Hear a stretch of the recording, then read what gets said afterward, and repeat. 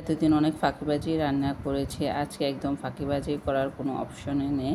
আজকে আপনাদের ভাইয়ার পছন্দের খাবার আর আমার পছন্দের খাবার রান্না করব। আর আপনাদের ভাইয়ার পছন্দের খাবার কি, আমার পছন্দের খাবার কি, থাকছে ছোট্ট একটি ব্লগে। পুরো ভিডিওটি না টেনে দেখতে থাকুন।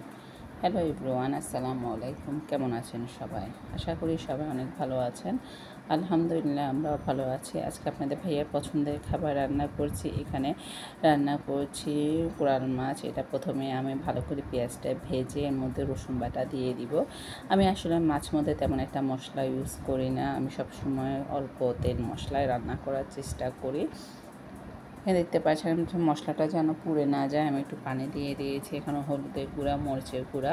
আমরা যেহেতু একটু ঝাল খাই আর আপনাদের ভাইয়াও খুবই ঝাল পছন্দ করে, যার কারণে একটু ঝাল ঝাল করে সব কিছু আমি রান্না করে, হয়তো বা বাচ্চাদের খাবার একটু ঝাল কম দিই আর আমাদের খাবার একটু ঝাল বেশি দিই। এখানে মাছটা আমি হলুদ লবণ দিয়ে ভালো করে ধুয়ে নিয়েছি। যেহেতু ফ্রিজের মাছ, একটু ভালো করে না দিলে এটা কেমন স্মেল থাকে। যাই হোক, এখানে ভালো করে আমি কিন্তু অফ ক্যামেরায় অনেকবার মাছটা ভালো করে কষিয়ে নিয়েছি।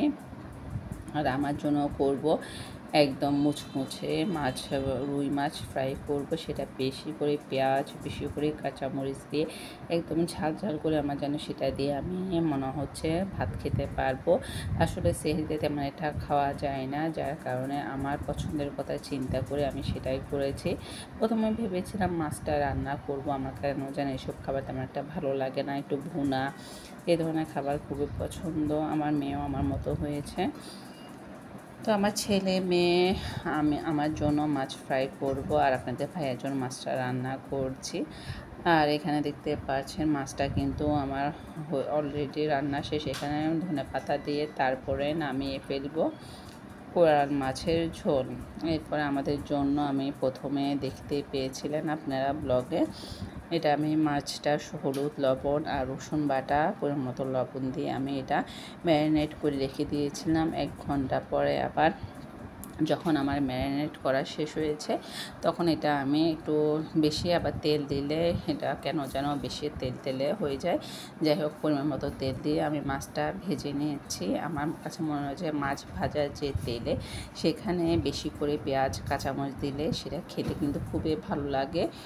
শুধু শুধু ভাতের সাথে সেটা মাছ না হলেও খাওয়া যাবে, এতটাই মজা।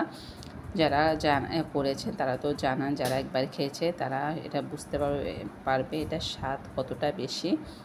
আমি একটু মাছটা একটু কড়া ভাজি করেছিলাম, এর চেয়ে বেশি কড়া ভাজি আমি সবসময় করি। যাই হোক, আলহামদুলিল্লাহ আজকে সেহরিতে এটাই দিয়ে খাবো। এটা আমার খুবই পছন্দের খাবার। তো আপনাদের ভাইয়ার পছন্দের খাবার ছিল কোরাল মাছের ঝোল, আমার জন্য ছিল মাছ ভুনা।